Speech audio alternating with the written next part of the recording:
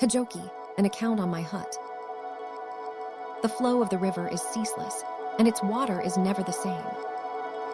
The bubbles that float in the pools, now vanishing, now forming, endure but a moment. Such too are men and their habitations in this world. One might suppose that the houses, large and small, which thrust their roofs proudly against one another in the capital, remain unchanged from generation to generation. Yet when we inquire into the matter, how few of those edifices were there of old? Some burned within the year and have only lately been rebuilt. Great mansions have sunk into hovels, and their inhabitants have fallen no less low. The city is as before, its people as numerous as ever, but of those I once knew scarcely 1 or 2 in 20 remain. They die at dawn, they are born at dusk, like the froth upon the water. Whence comes the man who is born and dies, and whither does he go? We do not know. For whose sake does he vex himself in raising houses that endure but a breath? And why is his eye gladdened by them? This likewise we cannot tell. Which will perish first, the master or his dwelling? One might as well pose that question of the dew upon the morning glory. The dew may fall while the flower remains, only to be parched by the sun of morning. The flower may fade before the dew has vanished, yet though the dew does not evaporate, it awaits not the evening. The great fire. In the 40 and more years that have passed, since first I became aware of the meaning of things, I have beheld many dreadful spectacles. I think it was the 28th day of the 4th month of 1177, upon a night when the wind blew fiercely without abatement, that a fire began about 9 o'clock in the southeast of the capital and ran northwestward. At last it reached the palace gates and buildings, and within the compass of a single night all lay in ashes. The conflagration took its rise in a little hut where a sick man lodged. The blaze spread as the shifting wind drove it, now this way, now that. Distant houses were swallowed in smoke, while those close by were a sea of flame. Ashes were hurled upward into the sky, which became a sheet of crimson from the reflected glare, and the flames, scourged by the wind, seemed to leap across 2 or 3 streets at once. Those who found themselves amid it could scarce believe it to be real. Some sank, suffocated by smoke. Others, caught by the flames, perished where they stood. Still others barely fled with their lives, yet could save nothing of their goods. All their treasures were turned to cinder. How much had been squandered upon them? 16 noble mansions were consumed, not to speak of innumerable other dwellings. All told, about 1/3 of the capital was destroyed.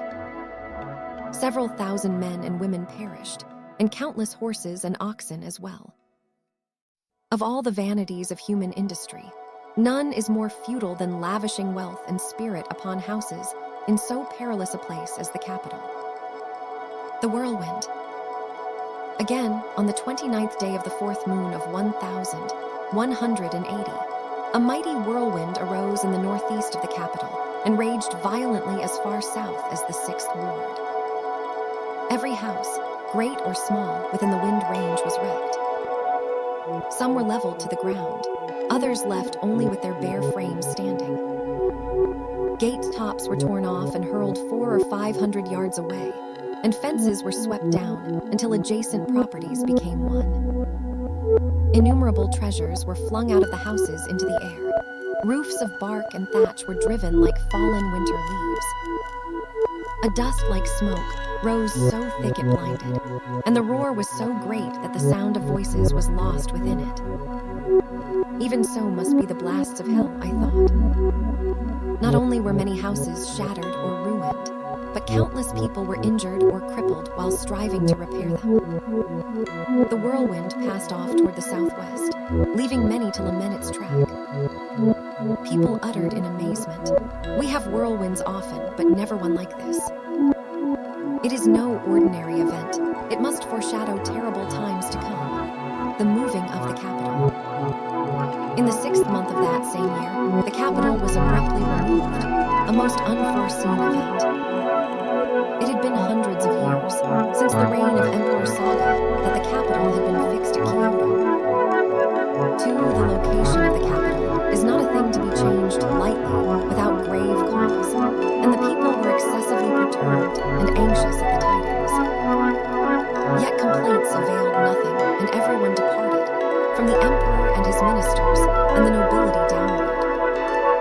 Of all who served the court, not a single soul remained in the old capital. Those who aspired to office or sought favors of the emperor strove to be the first to remove.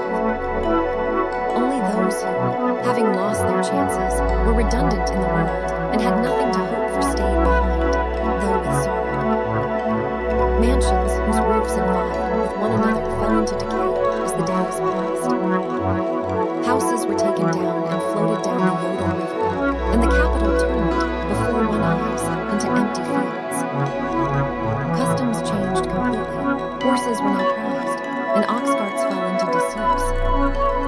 Estates by the sea in the south or west were much sought after, and no one cared for manors in the east or the north. About that time, I had business that took me to the new capital. The site was so cramped, there was scarcely room even to lay out the proper number of streets. To the north, the land rose in a high ridge of hills, and to the south sloped to the sea. The roar of the waves made a constant din, and the salt winds were of terrible severity. The palace stood among the mountains, and, recalling the log construction of the old palaces, had its own charm. I wondered where they had put up the houses that were daily dismantled and sent down the river until it was choked. Fields still lay empty and few houses stood. The old capital was now desolate, but the new one was not yet complete. Men felt assert as drifting clouds.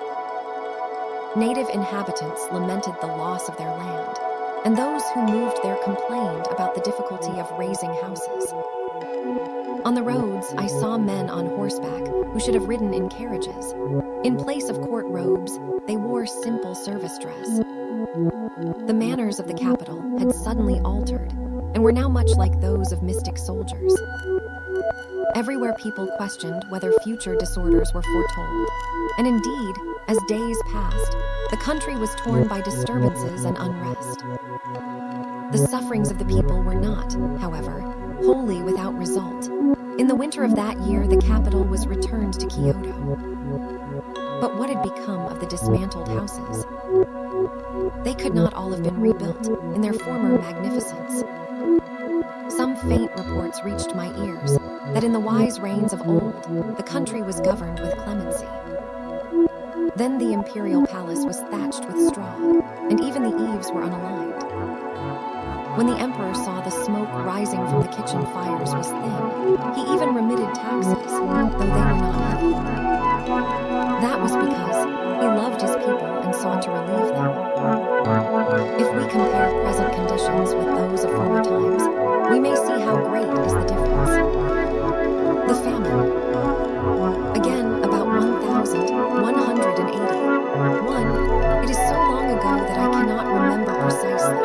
There fell a famine upon the land that endured 2 years, a most dreadful calamity. A drought held through spring and summer, while autumn and winter brought storms and floods. One affliction followed another, and the grain did not ripen.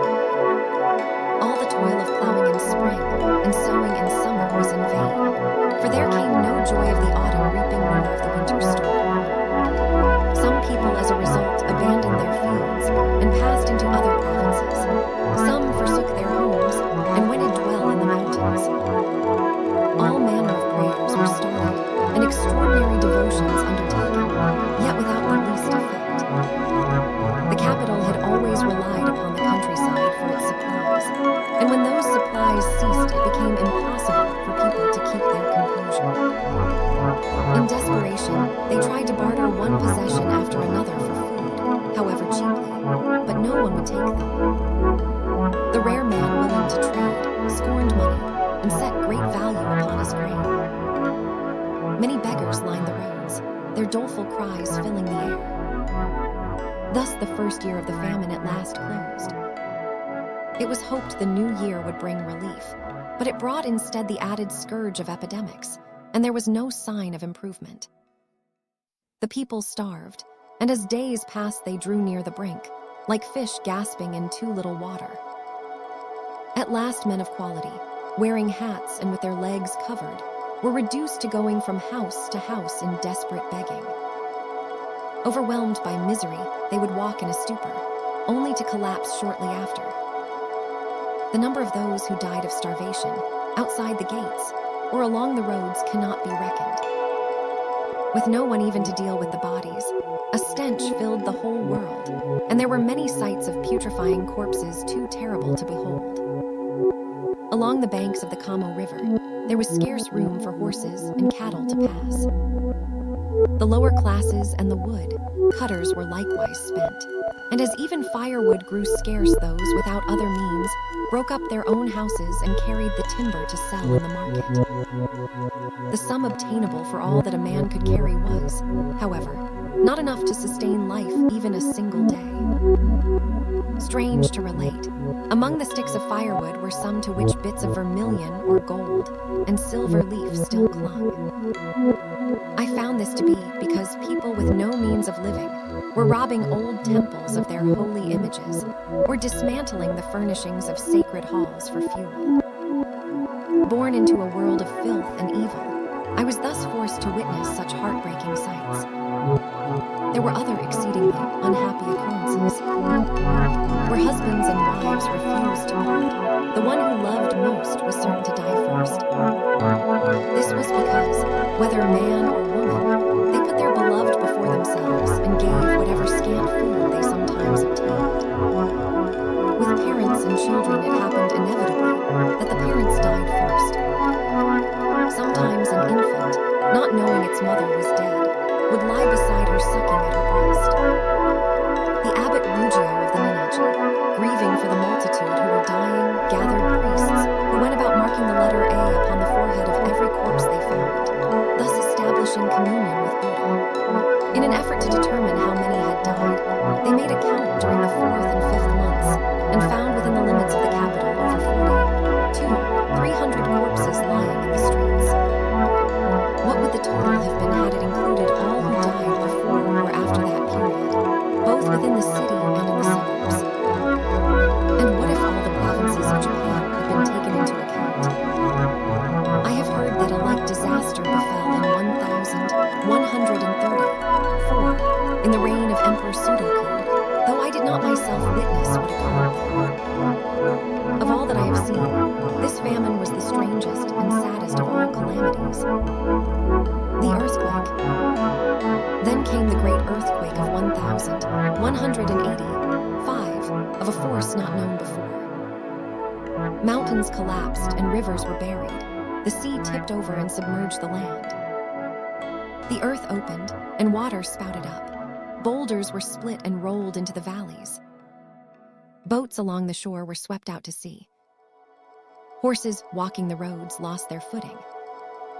It is needless to speak of the havoc throughout the capital. Not a single mansion, pagoda, or shrine remained intact.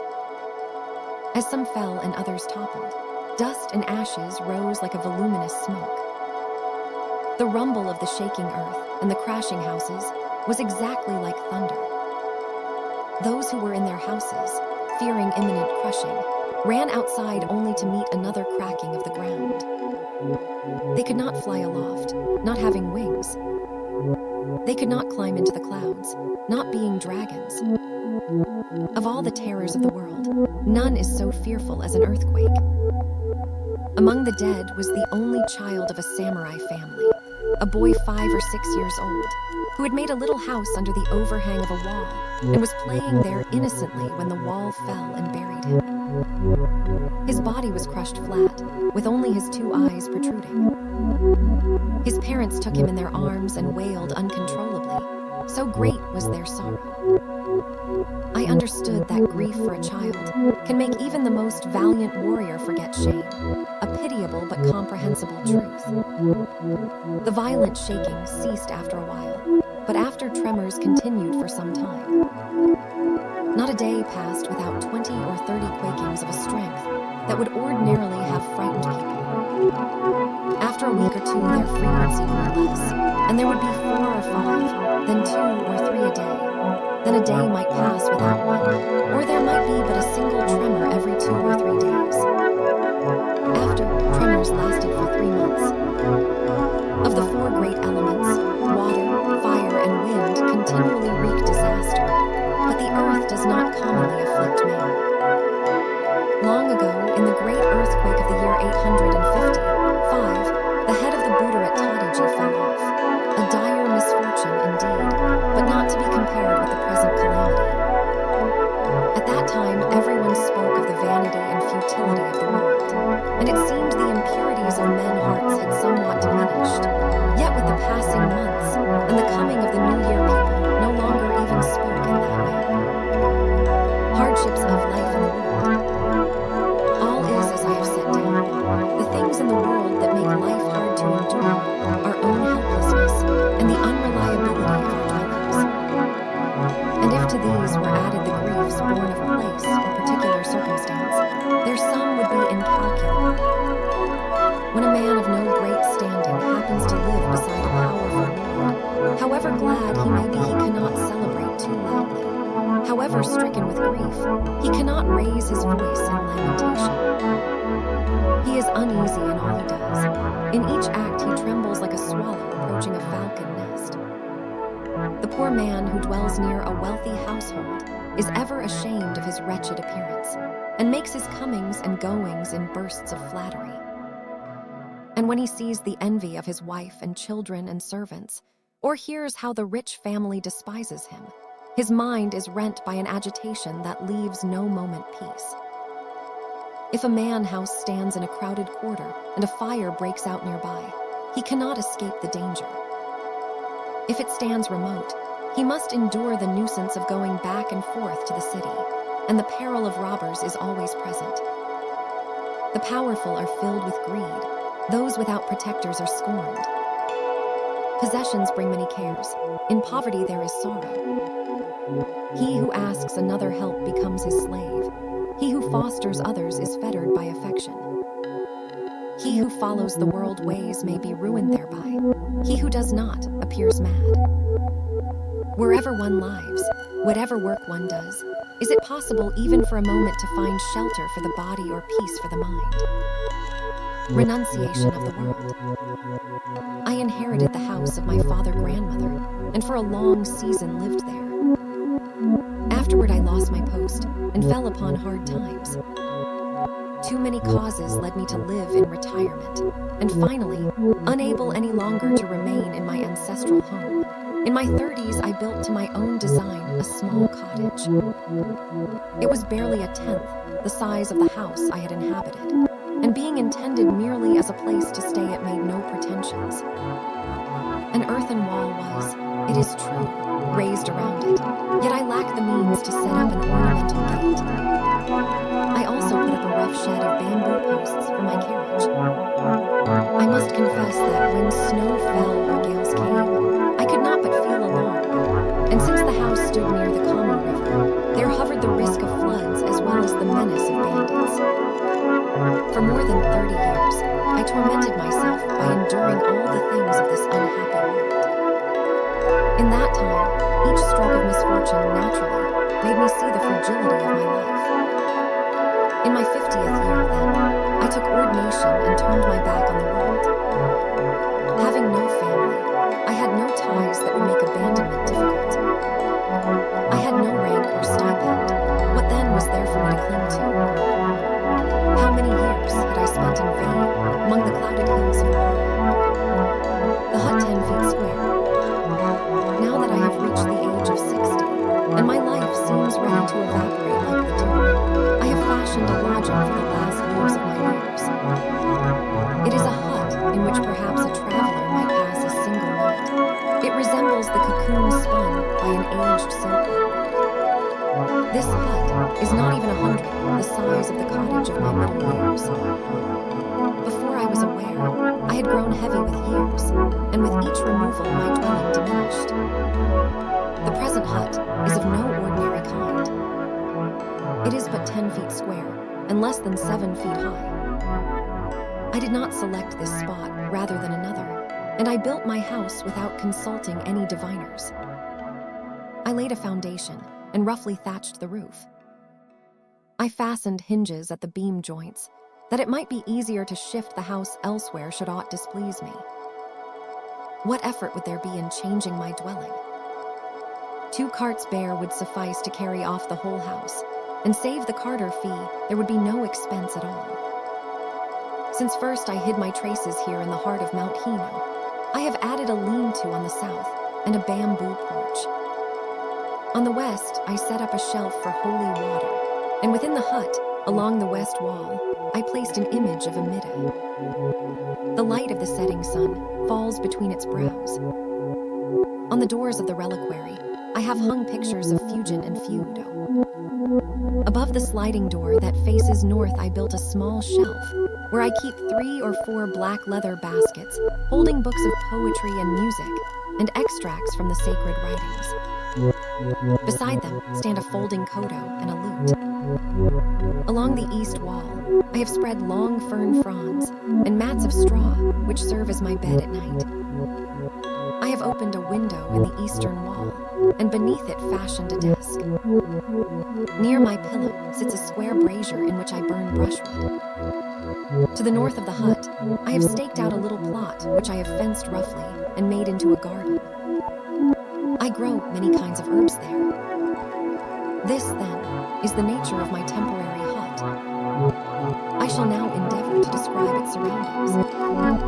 To the south, a bamboo pipe empties water into a rock pool I fashioned. The woods come close to my house, and so it is easy for me to gather brushwood.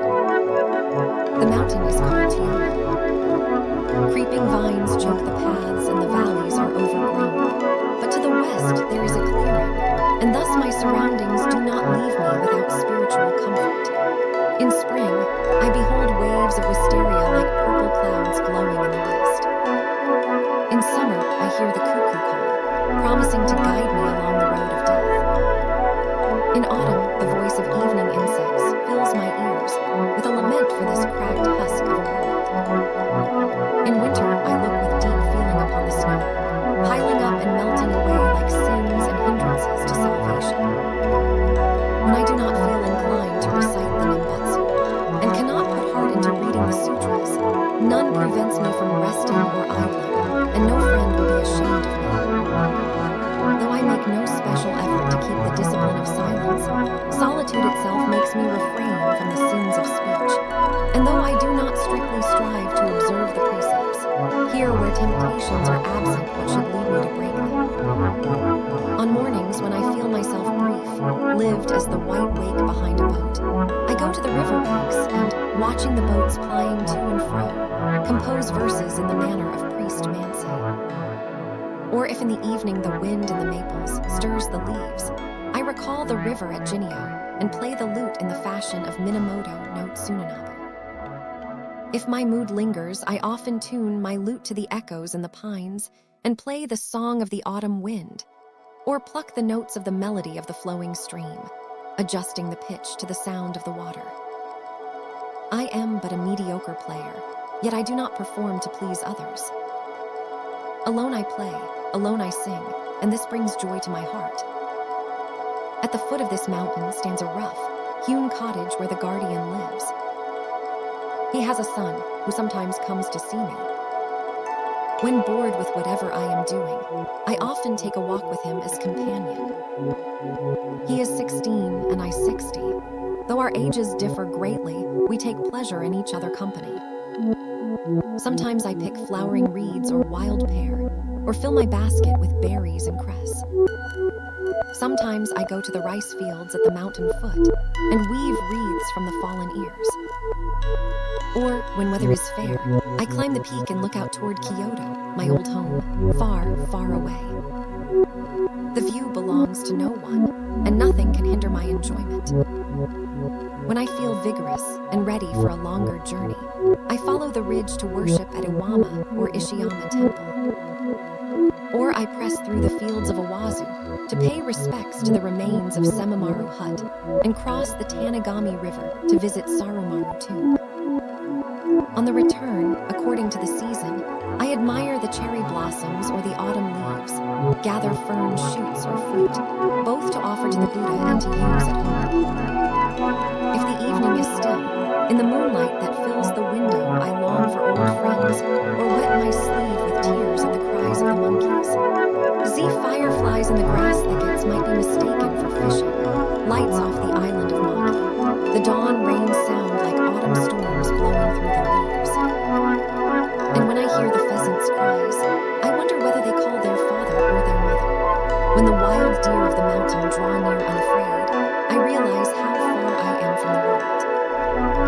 And when, as is the wont of old age, I sometimes wake in the middle of the night, I stir up the buried embers and make companions of them in my solitude. It is not an imposing mountain, yet its scenery yields me endless pleasure in every season, even when I listen in wonder to the hooting of the owls. How much more would these sights mean to one of deeper thought and learning? When I first came to live here, I thought it would be but a brief sojourn, yet 5 years have already passed. My temporary retreat has grown rather old for such houses. Withered leaves lie deep by the eaves, and moss has spread over the floor. When, as chance brings it, news reaches me from the capital, I learn how many of the great and mighty have died since I withdrew to this mountain. And how could one reckon the lesser folk? How many dwellings have been consumed by the frequent conflagrations? Only in a hut built for the moment can one live without fear. It is very small, yet it contains a bed where I may lie at night and a seat for the day. It lacks nothing as a place for me to dwell. The hermit crab chooses little shells because it knows well the size of its body. The osprey rests upon deserted shores because it fears mankind. I am like them. Knowing myself and the world, I have no ambitions and do not mingle in worldly life. I seek only tranquility. I rejoice in the absence of grief. Most people do not build houses for their own sake. Some build for family or relatives, some for friends and acquaintances. Some erect them for masters or teachers, and some even to hold their possessions or beasts. I have built for myself and not for others. This is because in times such as these, given my condition, I have no companion and no servant to aid me. Suppose I had built a spacious house, whom should I have lodged? Whom should I have kept living there? A man friends esteem him for his wealth, and show greatest affection to those who do them favors. They do not necessarily love those who show warm friendship, or who are of honest disposition. It is better to make friends of music and the sights of nature. Servants hunger for liberal gifts, and defer to those who treat them generously. Yet however great the care and affection lavished upon them, they do not care in the least for their master peace and happiness. It is best to be one own servant. If there is aught to be done, I naturally do it myself. I sometimes grow weary of labor, but I find it simpler to work than to hire a servant and watch over him. If an errand requires walking, I do the walking myself. It is disagreeable at times, yet preferable to fretting over horse trappings or an ox cart. I divide my body and make two uses of it. My hands are my servants, my feet my vehicle, and they serve me well. When my mind or body is tired, I know it at once and I rest. I employ servants when they are strong. I say employ, yet I do not often overwork them. If I do not feel like laboring, it does not unsettle me. And is it not true that constant walking and work are good for the body? What profit is there in idleness? It is sinful to cause physical or mental pain. How can we borrow the labor of others? My clothing and food are as simple as my lodging. I cover my nakedness with garments of wisteria fiber and quilts of hemp cloth that come to hand. And I eke out my life with berries of the fields and nuts from the trees on the peaks. I need not be ashamed of my appearance, for I do not mingle in society, and the scantiness of the food gives it an added savor, simple though it is. I do not prescribe my way of life to those in enjoying prosperity and wealth, but recount my experience merely to show the contrast between my former and present life. Since I fled the world and became a priest, I have known neither hatred nor fear. I leave the span of my days to heaven, neither clinging to life nor begrudging its end. My body is like a drifting cloud. I ask for nothing, I desire nothing.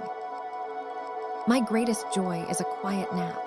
My only wish in this life is to behold the beauties of the seasons. The three worlds are linked by one mind. If the mind is not at peace, neither beasts of burden nor possessions profit, neither palaces nor pavilions bring delight.